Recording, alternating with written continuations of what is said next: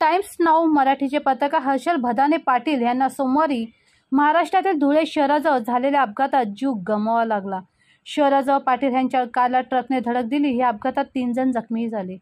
जखमींना रुग्णालयात दाखल करण्यात आले असून मिळालेल्या माहितीनुसार ट्रक ओव्हरलोड होता। ट्रकने कार सुमारे अर्धा किलोमीटर खेचली। माहिती मिळताच पोलीस घटनास्थळी पोहोचले। ट्रक चालकाला अटक करण्यात आली असून संतप्त जमावाने ट्रकच्या काचा फोडल्या। 2 जखमींची प्रकृती चिंताजनक असल्याची माहिती समोर आली आहे।